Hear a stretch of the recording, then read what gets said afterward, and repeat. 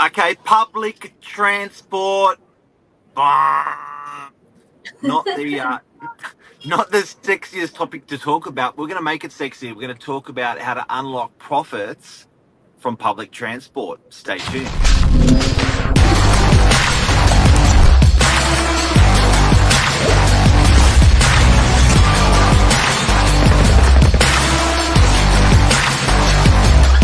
I'm the ringleader, so listen up. Spicy Zans. How are you, Spicy Zans? What's happening? Not a whole lot. Wet, gloomy, miserable. I love it. Why? Just, it's the rain, it's soothing, it's relaxing. I feel like everyone just takes a moment to pause until you're on the road, and then it's just an absolute mayhem. Yeah, everyone slows down for some mysterious reason. Yeah. I guess for safety. But I reckon, Yeah. as we just spoke off air, we were just saying that everything just is a bit more a notch slower when it rains. Everything, which is sort of cool. Yeah. Big It's time. sort of Just cool. take a moment. Just the soothing sounds of the rain. Just take a moment to pause. Sydney, enjoy the rain. Now, Xanth, you wanted to talk about this morning the most boring topic in Australia, which is public transport. I was also excited by it. Tell me why. Do you know what? So my parents live in the northern part of the Northern Beaches around Eleanor Heights. And whenever I drive up to see them, I always see this little bus or little minivan called a Keoride. And I had no idea what the hell it was because I don't see them anywhere where I live in the Northern Beaches, which is towards the freshwater Manly pocket. So it's just this exclusive bus that I see only in the Warriewood, Narrabeen, Mona Vale, Eleanor Heights region of the Northern Beaches. So I got to looking into what is this stupid mini blue van that you can see behind me. What is this little Keoride and what does it do? And it is an evolution of on-demand public transport. And I just thought it was something that's probably not spoken about, not too many people know about. And is it the future of public transport? Why public transport? Why? I think for most of us, we don't care for it because we can't control it. You know, it doesn't suit us. We don't use it for that reason and you wipe it off. But if we first of all talk about this, I think if we talk about, because we want to teach you guys how to unlock profits if you understand the mapping of public transport. And there is serious to be money to be made by individuals, by governments, by communities. But we're going to use this first of all as an example to show you what's happened. So why was this invented, this little puppy, this little bus behind you? So in those northern parts of the Northern Beaches, public transport around those pockets, let's use Eleanor Heights as an example, it isn't readily available. Not too many buses go up to Eleanor Heights, and the closest bus that you would have to connect you into the city would be the B-line bus down in Warriewood. So it's connecting the residents, I'm using Eleanor again as an example, residents of Eleanor Heights to use an on-demand service to pick them up from their house or the nearest street to get them down to the main road to that nearest B-line bus stop to connect people into the city. So it's removing them from the need to drive from their residence down to the main road in order to get them into the city. Now, I think what we shouldn't underestimate is everyone snubs the city and they go, you know, don't work in the city, you want to work from home and stuff like that. But I think the reality, guys and girls, is that the people that are left over in Sydney, that haven't left Sydney and gone north or south like a lot of people have since COVID, I think these people are serious city dwellers that are now in our CBD, and as a result of the influx of immigration, they're also coming into Sydney. And one thing that I want to teach people today is that there's two core things that map into property values. anywhere in the world, there is an affectionate love, as much as you may not think, for dwelling in a community towards the CBD. So number one out of the number two things that are core in property values is proximity to a CBD or a city. Number two is water. Now, when you apply those two, with that water can be beach, it can be harbour, it can be lake. Um, they will drive extreme property value up for a property. Water, whether you can see it, feel it, being around it, be half an hour from it, people love it. And two, as much as people don't like to admit, the last one's an obvious one to admit, but number two that people don't like to admit is being close to the city. Just that practicality of being in a community, being close to shops, hospitals, education, are very, very important.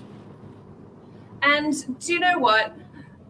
Buyers actually tell me, so if we sell properties on the outskirts of DY, using that as an example, they just feel like it is too far away from a service to connect them to the city. It's too far away from the main hub of DY that has that beeline bus stop to get people into the city.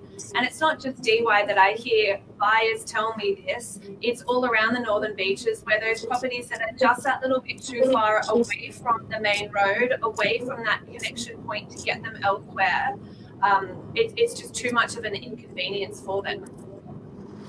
So what you're talking about is on a suburb basis.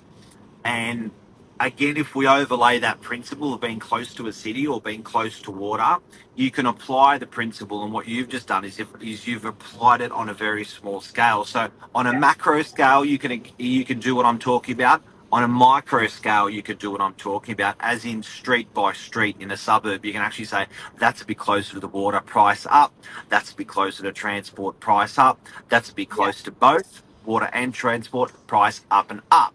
So if I use an example like Manly, Manly, as an example, has a ferry service. It has a bus service. It's on a harbour. It's on a beach. It's premium. If I use areas like Neutral Bay, again it's on transport, again it's on water, again it's close to the city. If I use like Hunters Hill as an example, Leichhardt, Haberfield.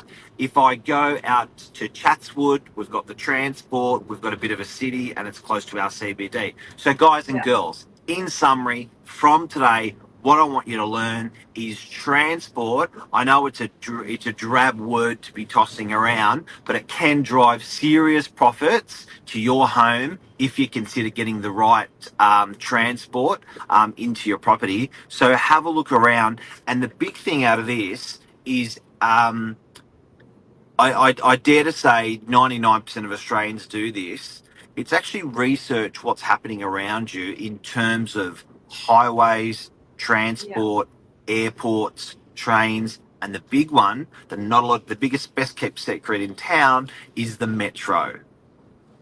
Yes. So I actually thought that this was already open. So Mark and I were having a chat off air earlier, and it's just been going on for so long. And honestly, I don't go into the city all that often these days, but I swear every time I've been there, there's always been roadworks, construction. They've changed the entire way that the city operates in terms of driving through it.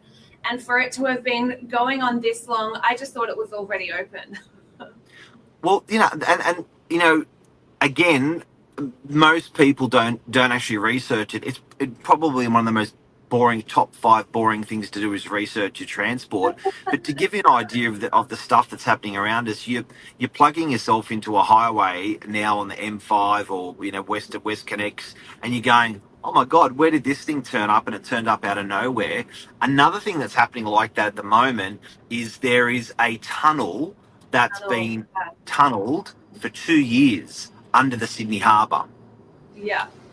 Well, you can see that you drive from the city up towards the northern beaches, all of that road closure that's happening, all of the construction there, and that is one of the best kept secrets as well, that tunnel.